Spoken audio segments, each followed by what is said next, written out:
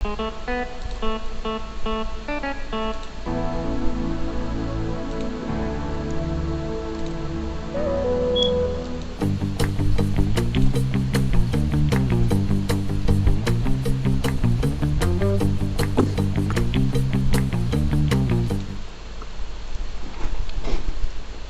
están? Buenas tardes, buenas noches, buenos días, depende de usted donde se encuentre. Hoy día estamos muy contentos de hacer un nuevo programa en la Alianza Teocrática Internacional.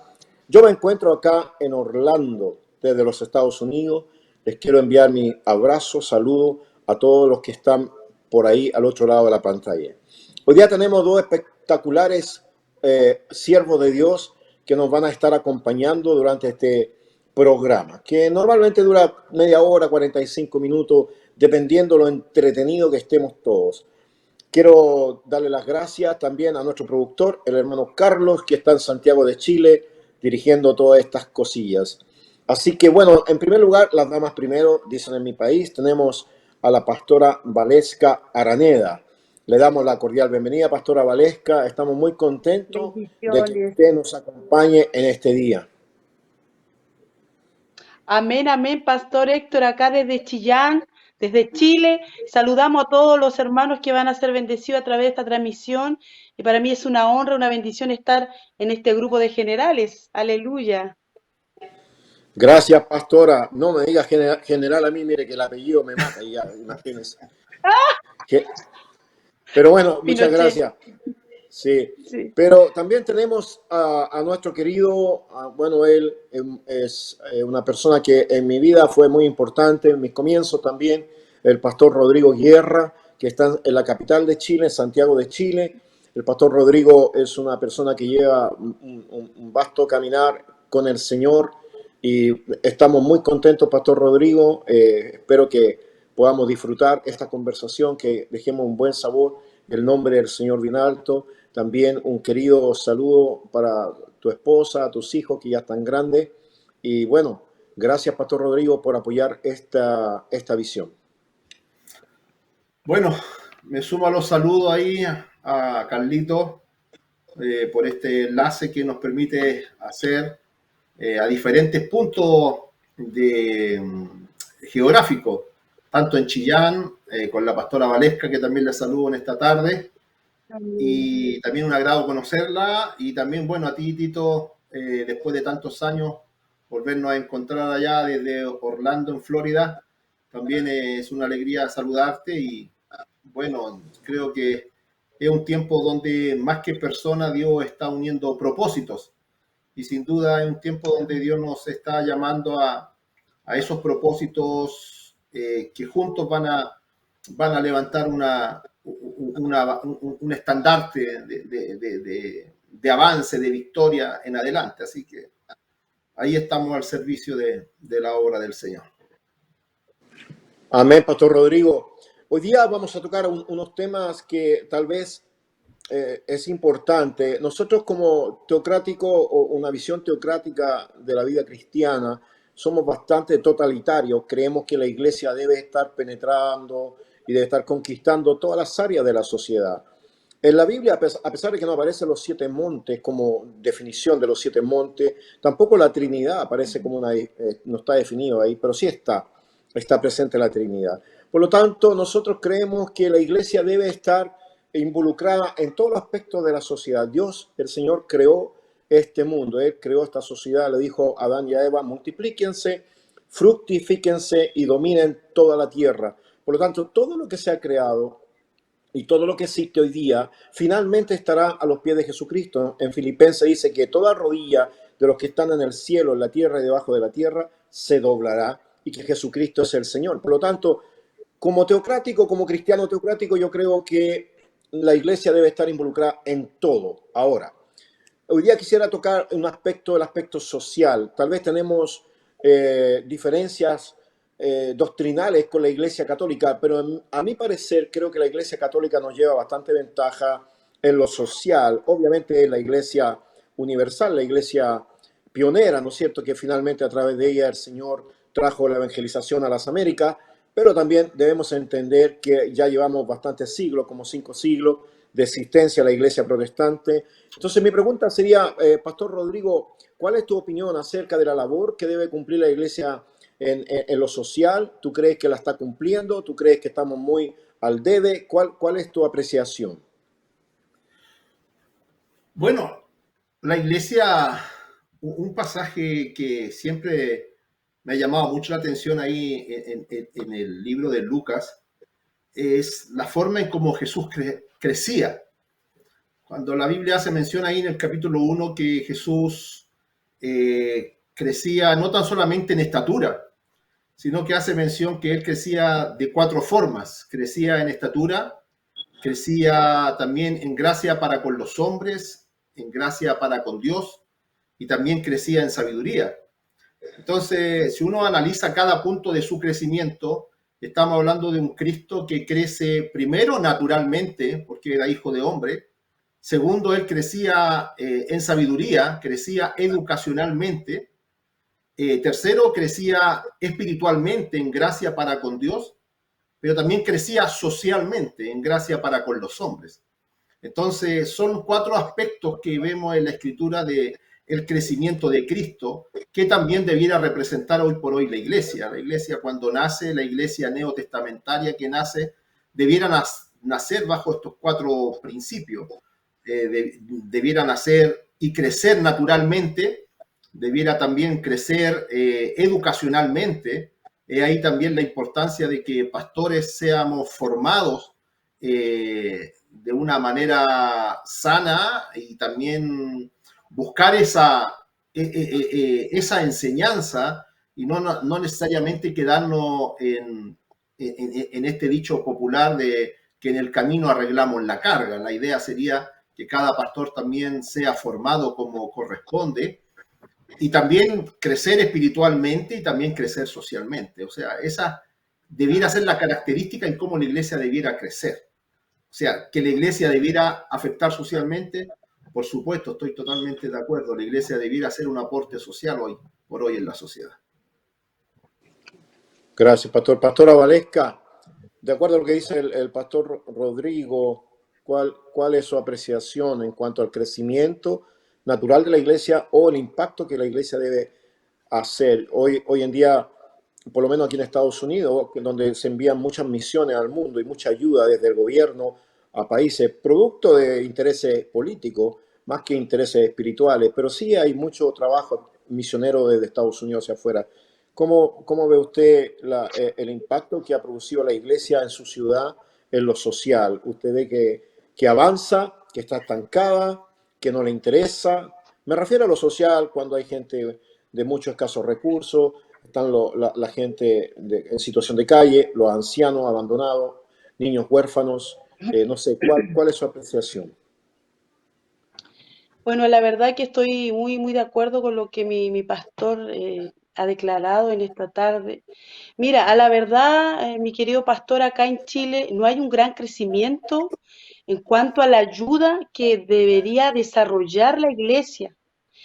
A la verdad que vemos una individualidad en cada iglesia, ministerio, solamente preocuparse de lo que está dentro de la iglesia, pero lo que está afuera lo han olvidado. Yo soy una mujer que ha recorrido varios países, hace poquito, usted lo sabe, pastor, pude estar en Nicaragua, en Honduras, y vemos la pobreza tremenda que hay, y los ministros, grandes templos, una muy buena vida económica, pero se han olvidado del trabajo social. Y en el trabajo social es un monte que hay que tomar. ¿Por qué? Porque lo que vean en ti, el testimonio que vean en ti, la gente se convierte, la gente dice, quiero ser como él, quiero ser como ella. Antiguamente las predicaciones eran, si no buscas a Dios te vas al infierno. No, eso no es así, eso no sirve, no sirve. Lo que sirve es la obra que uno muestra a las personas y a través de eso, mi pastor, se empieza a producir esa conversión a través de lo que yo muestro. En Chile vemos una despreocupación en cuanto a eso. Hay misiones que a la verdad, me quito el sombrero, están trabajando, pero son mínimas, mínimas en nuestro país. Amén. A través de la palabra en el libro de Juan, capítulo 6, podemos ver cómo Jesús toca esa área en lo que es la multiplicación de los panes y los peces. Dice que entonces subió Jesús a un monte, se sentó allí junto a sus discípulos y Jesús veía la necesidad de alimento en la multitud que le seguía. Y quizás para los discípulos era fácil despachar a la gente, para Jesús no, porque para Dios le preocupa que la iglesia impacte la sociedad, que la iglesia impacte todos los niveles sociales y poder lograr, ¿cierto?, de una forma estrategia a tomarlos para el reino de Dios. Y Jesús con 5 panes y 2 peces multiplicó, alimentó, y ahí Dios nos muestra que es una área que nosotros tenemos que trabajar. Tú das alimento, alimentas al pobre, transmite la palabra, transmite la misericordia y puedes llegar a través de ello con un testimonio poderoso, mucho más que lo que nosotros podemos creer. Yo he estado en Cuba, he ido a giras en Cuba, misiones. Tremendo el aporte que hace Estados Unidos a Cuba. Muchos misioneros llevan el alimento, la medicina, la ropa e inclusive donaciones en dinero a los pastores más pobres para ayudar a la sociedad más pobre. Y yo creo que la iglesia en eso tiene un atraso y creo que hay que trabajar ahí, pastor. Yo no sé si ustedes se han dado cuenta, pero un día me pasó que mirando la noticia no sé si fue un tsunami en Chile. El asunto es que había mucha gente damnificada, como siempre nos pasa en nuestro país y en todos lados. Acá cuando pasan los tornados y llevan las casas están obligadas a tener un seguro. Ahora, si tu casa no tiene un seguro y pasa un tornado, lo perdiste todo. Pero el gobierno inmediatamente se hace presente. Las iglesias, como el Ejército de Salvación, esos vuelan, esa gente vuela para ir a ayudar. Pero yo no sé si a ustedes le ha pasado, pero a mí me pasó una vez. Y en Gálatas 5:13 dice, así que según tengamos oportunidad, hagamos bien a todos y mayormente a los de la familia de la fe. Había mucha gente damnificada, pero los templos estaban cerrados, totalmente cerrados. Y esa es la cultura nuestra. Los templos están cerrados, se abren solamente para las reuniones. Ahora, yo no sé, no quiero juzgar, pero hay como 25.000 templos en Chile. Yo no sé cuántos se abrirán en medio de la catástrofe que tenemos normalmente, ahora que hubieron los incendios, cientos de familias quedaron sin hogar, muchos niños que pierden la escuela. ¿Cuál creen ustedes, objetivamente, qué porcentaje creen ustedes de la iglesia se involucra en la ayuda social? Yo el otro día hablaba con una persona que asiste a un templo inmenso en Santiago, de más de 8.000 personas, y estábamos hablando de este tema. Yo le dije, ¿cuál es la ayuda social que está presentando tu congregación? Y me decía, bueno, se ayuda a mucha gente, pero no hay una canalización oficial clara, concisa y precisa. Por ejemplo, cuando ustedes piensan en el Hogar de Cristo, uno sabe muy bien que se dedican a ciertas cosas. Entonces, objetivamente, ¿qué piensan ustedes? ¿Cuál es el porcentaje de iglesia que está ayudando? ¿Qué se puede hacer cuando hay catástrofe? ¿Qué debiera hacer la iglesia? ¿O ustedes piensan que ese debe ser un trabajo solamente del gobierno? Pastor Rodrigo. Yo creo que más que tener claro el porcentaje de cuánta gente, o sea, la proporcionalidad de cuánta iglesia están ayudando, yo creo que el tema principal de pronto es que mucho de ese porcentaje es mínimo debido a que gente lamentablemente no cree de pronto a esa ayuda o a ese apoyo. Recordemos que la sociedad hoy por hoy muchas veces es resistente a dar cuando por los mismos medios de comunicación se sabe del mal uso de los recursos. Entonces, no tan solamente en el área de iglesia o religiosa, sino que podemos verlo en el área del gobierno, en el área deportiva, en el área social.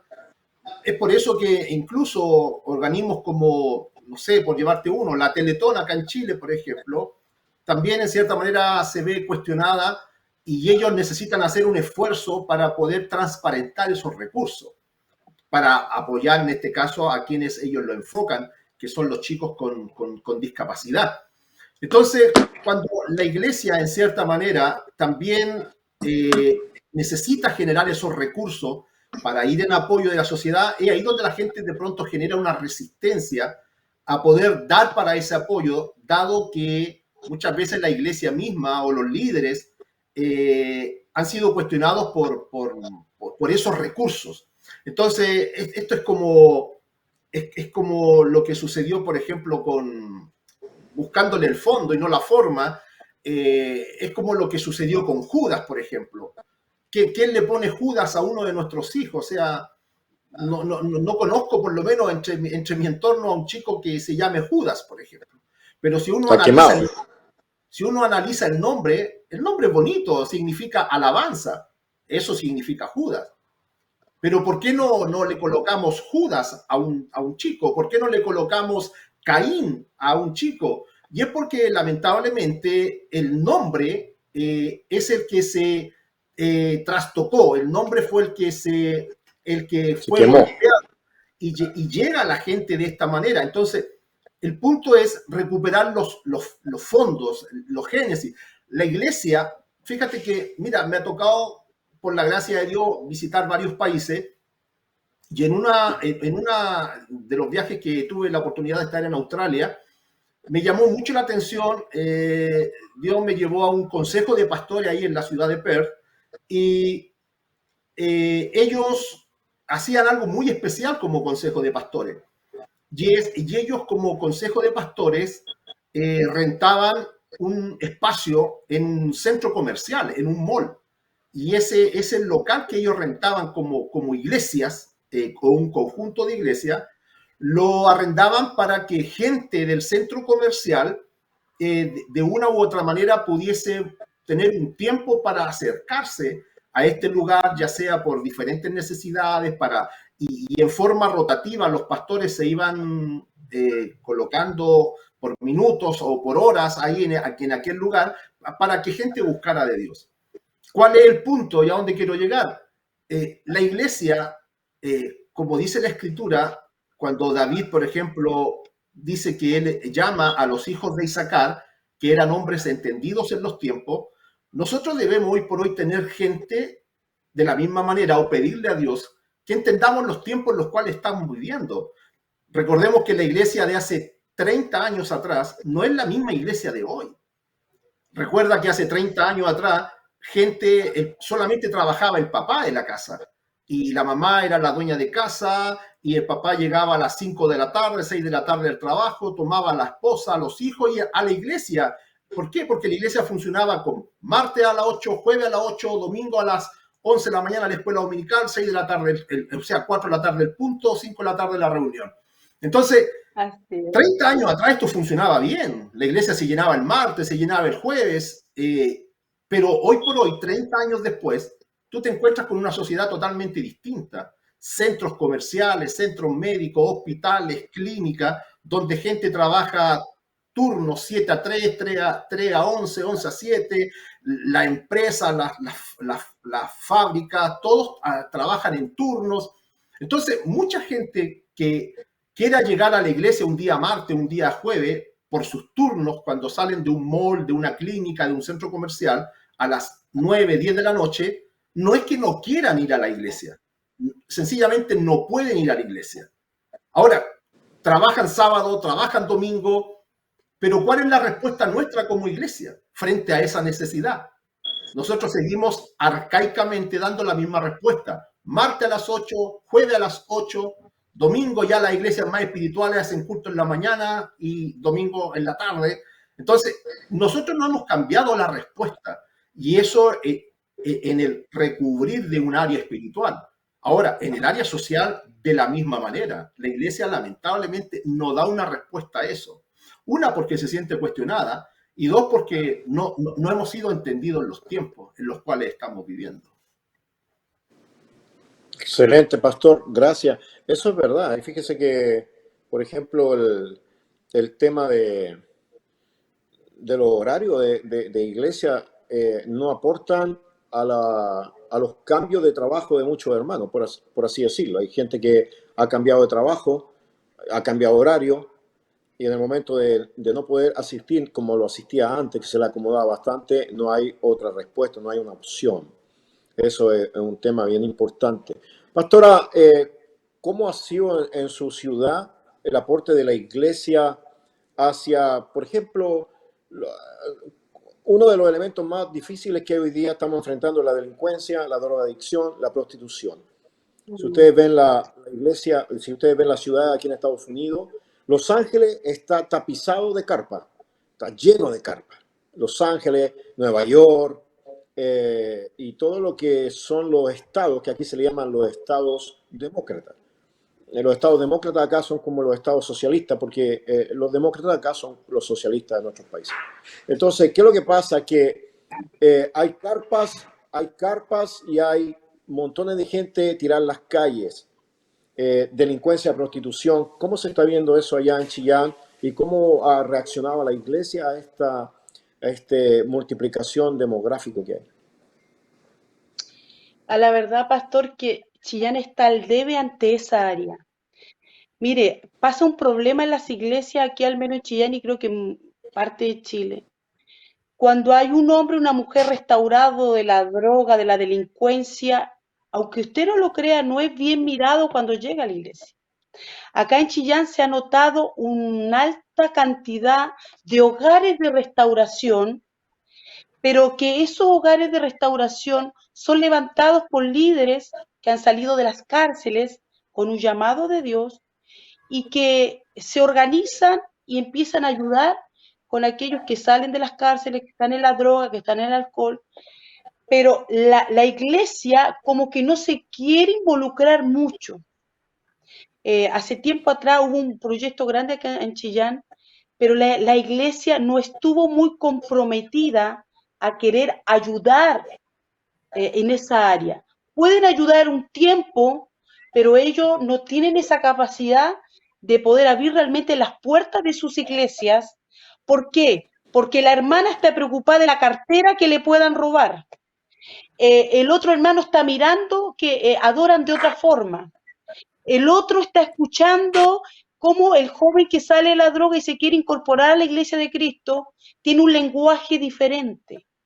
Entonces, vamos viendo que la iglesia no está aún capacitada para recibir realmente a ese tipo de hermanos y hermanos que Dios hace una obra poderosa. Por eso que los hogares de restauración tienen sus propias iglesias,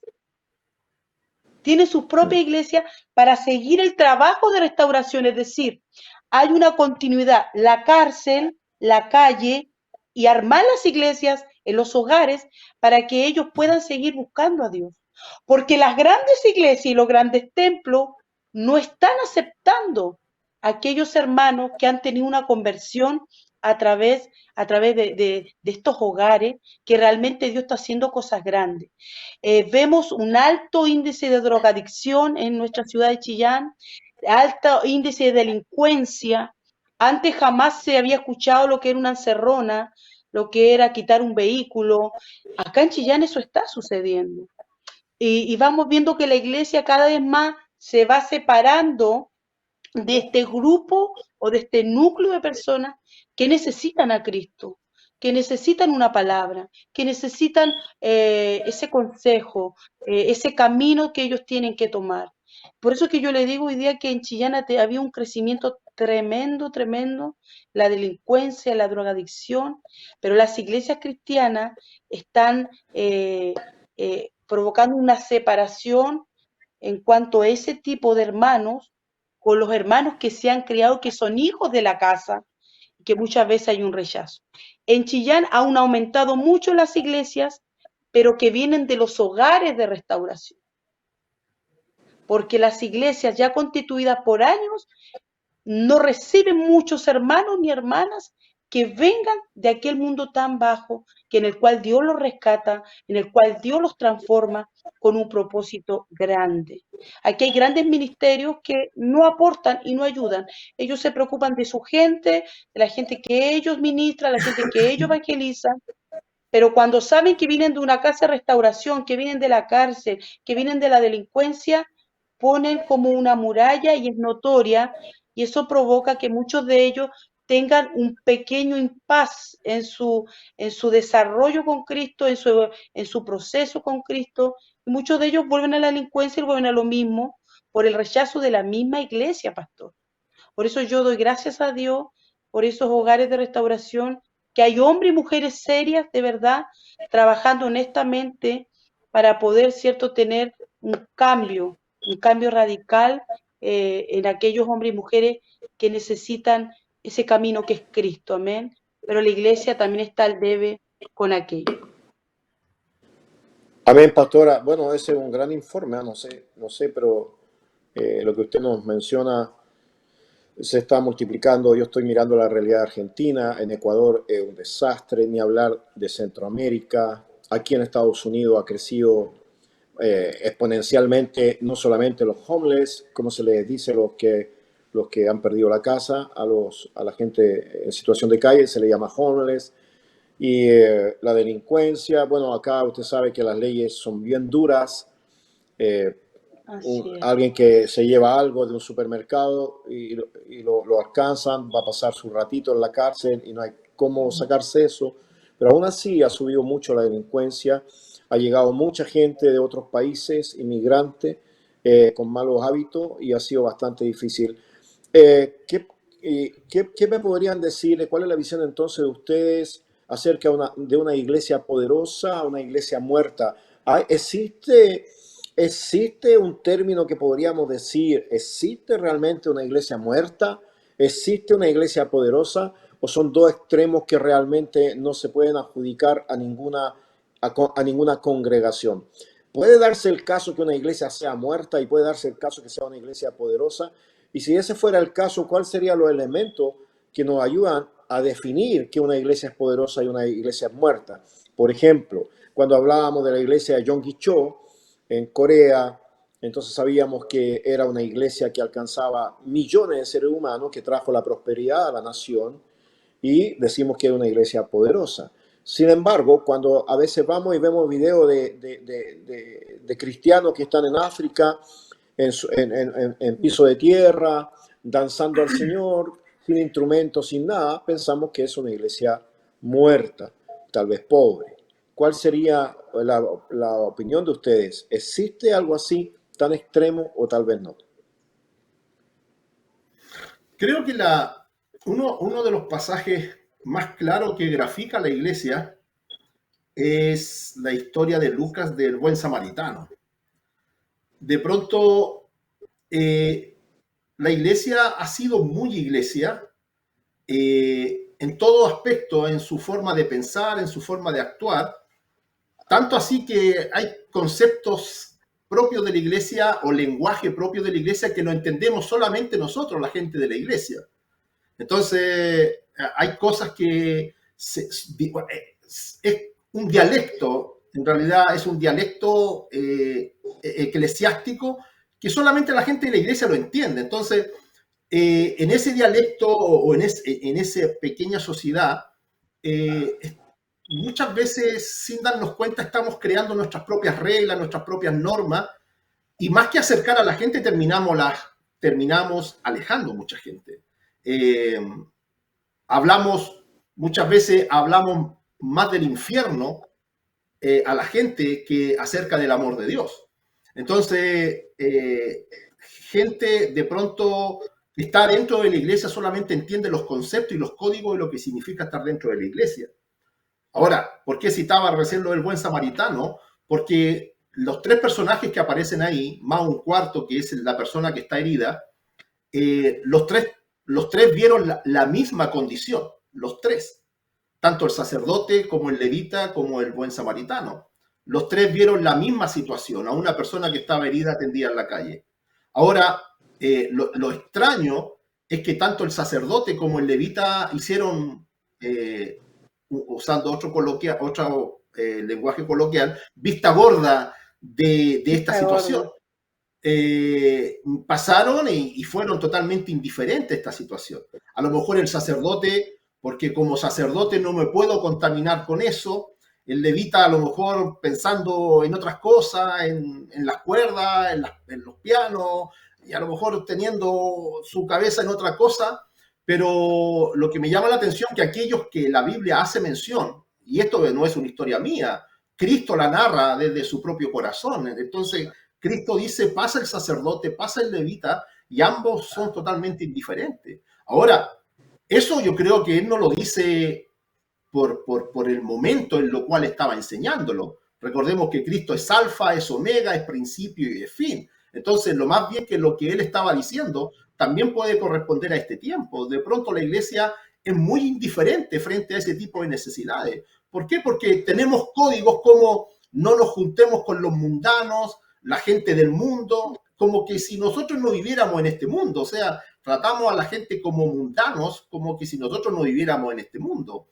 Entonces, hacemos una división entre lo que es la gente de la iglesia y lo que sucede afuera. Entonces, tenemos un mundo independiente donde todo se filtra dentro de una iglesia. Hacemos campañas evangelísticas adentro de una iglesia, hacemos retiros adentro de una iglesia, hacemos un sinnúmero de actividades matrimoniales, de jóvenes, pero todo filtrado adentro de una iglesia. Somos muy iglesia, y yo creo que el ser muy iglesia, tarde o temprano, esto nos está pasando la cuenta en realidad. Esto es como ir al médico y siendo que tú le dices al médico, doctor, me duele la cabeza, y el médico te dice, tómate un ácido acetil salicílico. O sea, yo creo que muchos nos quedamos con un lenguaje tan científico, tan técnico, muchas veces no entendemos lo que nos quiere decir el médico, cuando lo más sencillo era decir, tómate una aspirina. De pronto en la iglesia nosotros somos muy médicos en esa forma de pensar, somos muy técnicos, somos muy teológicos, y si vamos a la esencia de Cristo, de la manera en cómo Él exponía el mensaje en la gente, lo hacía a través de parábolas.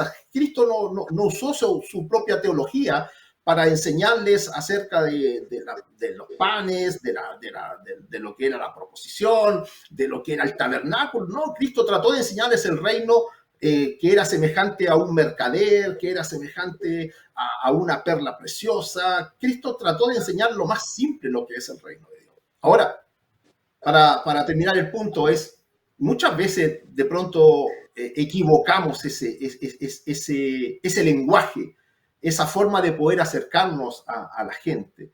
Aunque si atribuimos esto cuando tú me hacías mención de los montes o los 7 montes, esta profecía que habla acerca del posicionamiento de la iglesia como gobierno sobre la tierra, creo que la principal preocupación de la iglesia hoy día es como Cristo, volviendo al tema del samaritano, es tener un poco el corazón de Cristo, o ser más Cristo y menos iglesia.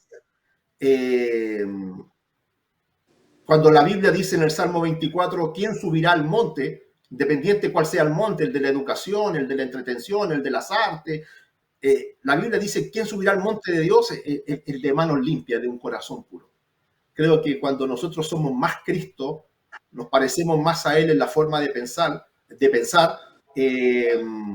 actuaremos más como Él, de la manera como Él quiere que yo piense, de la manera como Él quiere que yo hable, y hablar del amor más que del mismo infierno.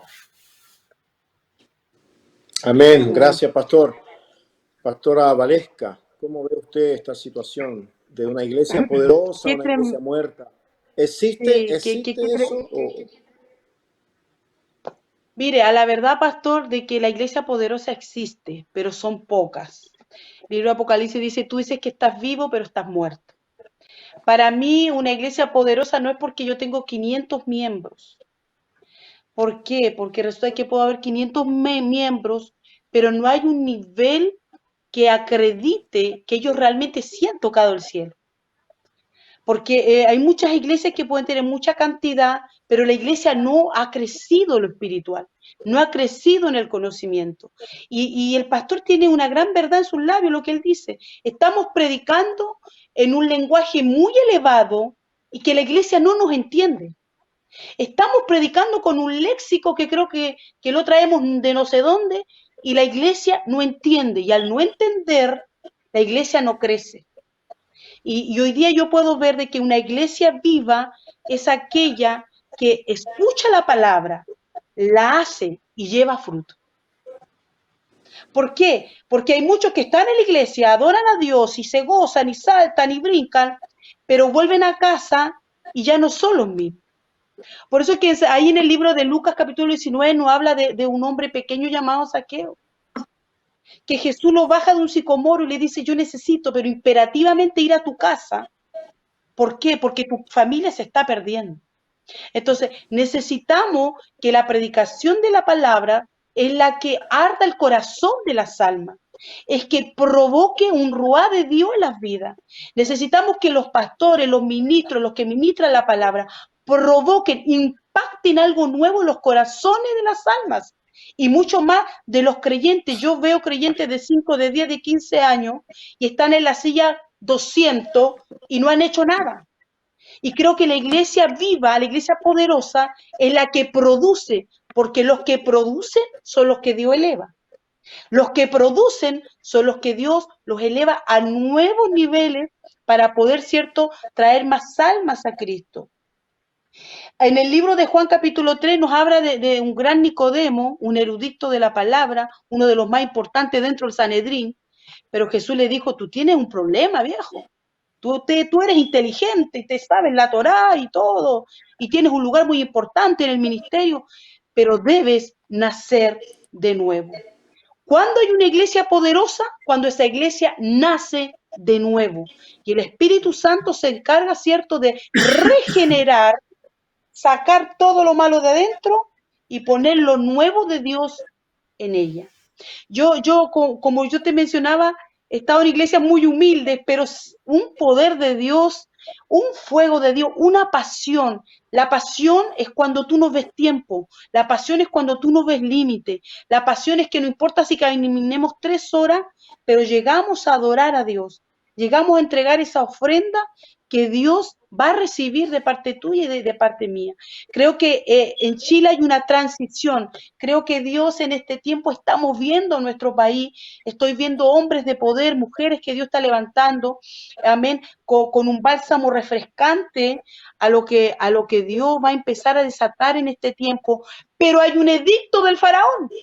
Ese es el problema. El edicto del faraón es que tienes que trabajar más. El edicto del faraón dice que hay deudas que pagar. El edicto del faraón ha puesto más carga sobre la iglesia y eso oprime la iglesia, impide el crecimiento y impide esa iglesia poderosa. ¿Por qué? Porque Faraón está poniendo más carga sobre la iglesia y la iglesia no se está dando cuenta de eso.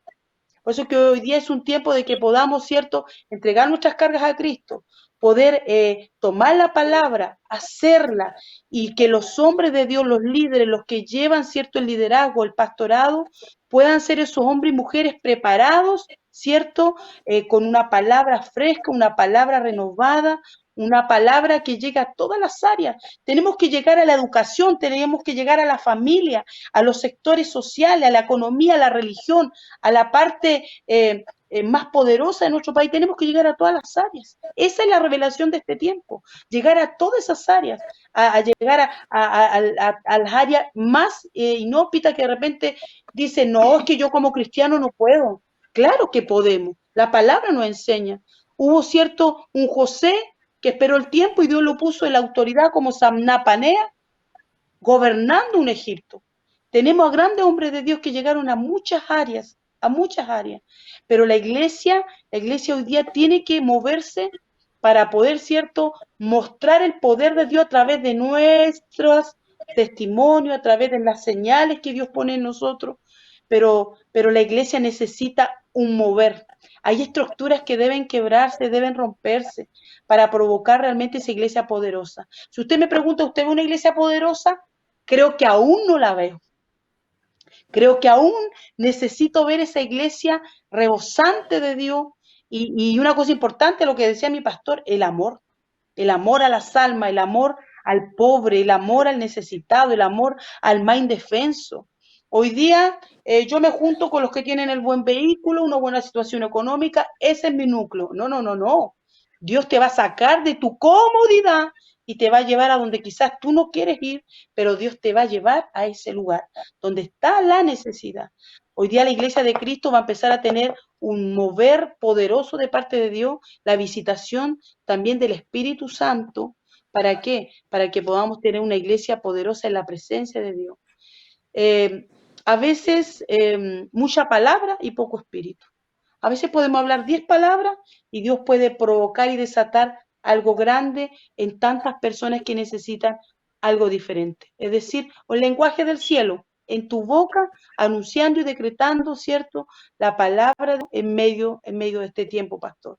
Pero yo anhelo cada día ver esa iglesia poderosa, no en cantidad, sino en capacidad, en crecimiento, en desarrollo, en conocimiento de la palabra, y que podamos estar firmes, porque hay muchos que viene la prueba, viene la lucha y se van de la iglesia y no aparecen más. Es decir, en eso no hemos crecido. Tenemos que enseñar, tenemos que educar. Amén. El pueblo de Dios pereció por falta de conocimiento y necesitamos capacitar a nuestra gente para poder enseñar y mostrarles el camino, porque a algunos aún no se le ha mostrado el camino a esa iglesia poderosa. Amén. Qué impactante, qué bueno, qué tremendo todo lo que estamos escuchando. Un día alguien me dijo, tú no sabes todo lo que sabes.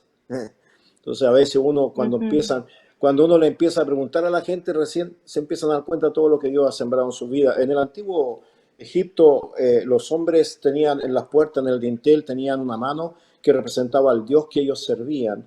Y cuando invitaban a alguien a su casa, le hacían una tremenda comida y abajo, en la canaleta, abajo de la puerta, estaba la sangre del animal. Por lo tanto, cuando esa persona llegaba a ese lugar, miraba esa mano arriba y el nombre de ese Dios que estaba arriba y tenía que brincar esa canaleta, ¿no es cierto? Y en eso significaba que aceptaba a esa deidad también para su familia. En cambio, si la pisoteaba, esa canaleta, pisoteaba la sangre, rechazaba, por lo tanto, a esa deidad y obviamente rechazaba la invitación y se regresaba con su familia. En la Biblia dice que muchos han pisoteado la sangre del Señor.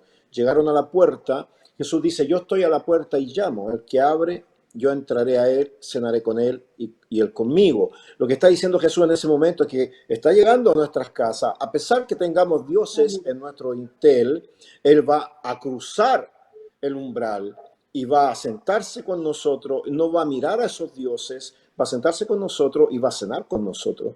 Nosotros creo que hemos hecho mucha separación entre convertido y no convertido, entre creyente y no creyente, y la verdad que somos una iglesia que estamos muchas veces en pañales y necesitamos mejorar mucho. Una iglesia poderosa versus Pastor, una iglesia muerta. pastor, y algo Dígame. importante que decía el pastor Rodrigo, estamos Sí, haciendo congresos para nosotros mismos, no estamos reevangelizando nosotros mismos, no estamos reeducando nosotros mismos, y ese no es la labor de la iglesia. La iglesia es salir de las cuatro paredes y traer las almas nuevas a Cristo. sí, Ese es el bueno, problema de la nosotros iglesia. vamos a tener un gran desafío para enero, Pastora Valesca, y Amén. ya creo que el Pastor Rodrigo ya lo tenemos que empezar a preparar porque ese congreso va a estar tremendo ahí en Chillán. Aparte Aleluya. que, aparte que al hombre le encanta la longaniza, así que imagínense. Ay, Pero vamos, entonces, ahí estamos. bueno, estamos llegando hasta el final. Yo creo que va a tener que hacer un milagro, Carlito, con todo este tiempo que nos hemos pasado, pero creo que es importante. Y vamos a seguir, porque estos son pinceladas, vamos a seguir otros capítulos hablando de una iglesia influyente o una iglesia aislada. Creo que es muy importante hacer cambios potentes, cambios poderosos, pero eso tiene que pasar por nosotros primero. Muchos Sí. pastores han Yo, dejado el ministerio porque se han cansado, porque se han frustrado, pero nunca entendieron que fueron puestos para ayudar, para servir y no para ser servidos. Pastor Rodrigo, nos estamos despidiendo. sí, bueno, agradecer este tiempo, Héctor. Yo, al igual que tú, bueno, creo en el gobierno teocrático de Dios, pero no creo en el gobierno teocrático, no creo en ese gobierno teocrático que, o sea, a ver, para que se entienda, creo en el gobierno teocrático donde se va a reconocer y todo el mundo reconocerá a Cristo como Señor, donde todos doblarán sus rodillas y confesarán que Jesús es el Señor. Ah, no creo que este gobierno, o sea, no creo en que esto va a ir para mejor. cuando Jesús dice en Mateo 24 que la maldad va a aumentar. Creo que cuando nosotros hablamos del posicionamiento de la iglesia en la tierra, no es para que la iglesia vaya a cambiar este mundo y vamos a vivir en un oasis de paz y de armonía.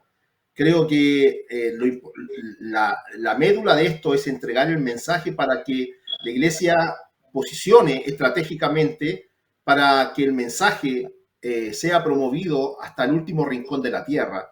Y de esa manera el mundo pueda reconocer como Jesús o como a Jesús el Señor de la tierra. Recordemos que el modelo faraónico, como decía la pastora, ha cambiado el ADN de la iglesia en su naturaleza. Pasó de ser pastores de oveja, como lo dijo José a su familia. Si preguntan qué hacen, díganle que son pastores de oveja. El modelo faraónico que terminó haciendo con ellos, pegando ladrillos y además de pegar ladrillos con esclavitud y dureza. Entonces, el modelo faraónico, el sistema faraónico hoy día hace lo mismo con la iglesia. Nos está cambiando ese ADN al cual fuimos llamados en el verdadero puntal que debe tener la iglesia, como Mateo 28, que es la gran comisión, ir y predicar el evangelio a toda criatura. Esa es la concentración. Todo debiera verse desde la cruz en la gran comisión, pero el modelo faraónico nos está llevando a otros diseños, estrategias. Nos estamos quedando más con las estrategias, con los modelos, con los diseños, más que el tema central que es predicar el evangelio.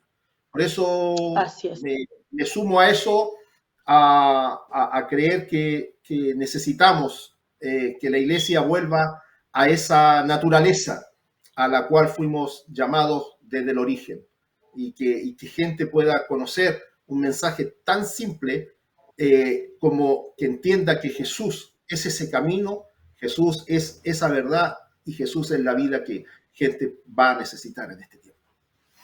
Amén. Gracias, pastor. Pastora, nos estamos ya cerrando. Despídase, por favor. Muchas gracias, Pastor Rodrigo. Me despido. Gracias por esta gran oportunidad. Y decirles que hubo una mujer llamada Jacobé en un imperio de Faraón. Y esta mujer llamada Jacobé dice que ella resguardó lo que estaba en su vientre. Entonces, lo que nosotros tenemos que enseñar a la iglesia es resguardar lo que Dios ha puesto en el espíritu de nuestro vientre espiritual. Porque cada mujer que representa la Biblia está hablando de la iglesia. Yo hoy día quiero decir que yo creo en una iglesia como Jacobé, que lo que Dios ha puesto dentro de ello lo vamos a cuidar y vamos a luchar, porque Faraón quiere matarlo. Faraón quiere tirarlo al río Nilo para que los cocodrilos se lo coman, pero en el nombre del Señor hay hombres como ustedes, mujeres como yo, que vamos a enseñar a que cuiden lo que Dios ha puesto en sus vidas. Así que Dios les bendiga, un abrazo grande a ustedes, mis pastores, les amo en el Señor, acá desde Chile, desde la ciudad de Chillán, su pastora Valesca, y un abrazo a todos aquellos que van a escuchar este momento de Dios, amén. Y a mi hermano Carlito, Dios lo bendiga, un gran trabajo. Gracias, pastora, que Dios le bendiga. Voy terminando. Amén. Si usted quiere saber más de nosotros, ahí está la página y también está nuestro email, que es alianzateocrática@gmail.com para las preguntas, y este programa va a estar puesto ya al aire. Bueno, que Dios le bendiga. Gracias. Nos vemos la próxima semana. Esperamos tener una conversación tan tremenda como esta. Abrazos desde acá de Orlando. Su casa, o mi casa es su casa. Pastor, para terminar, hacer una invitación. Bueno, sé que estamos promoviendo esta alianza. Los días lunes, nosotros estamos teniendo también por Facebook Live, por mi Facebook, como Rodrigo Guerra, estamos en nuestra escuela de servidores. Terminamos la escuela de liderazgo, ahora estamos en la escuela de servidores. Es totalmente gratuita. Así que todos los lunes a las 20 horas, a quienes quieran solamente entrar a la página de Facebook Live, como Rodrigo Guerra Soto, ahí pueden ser parte también de un tiempo de 1 hora, es solamente de 8 a 9, 1 hora de edificación en lo que es nuestra escuela de servidores. Amén. Los días lunes en Facebook Live, Rodrigo Guerra Soto, ahí los servidores. Amén. Bendiciones. Gracias, pastor. Gracias, pastora. Bendiciones. Amén.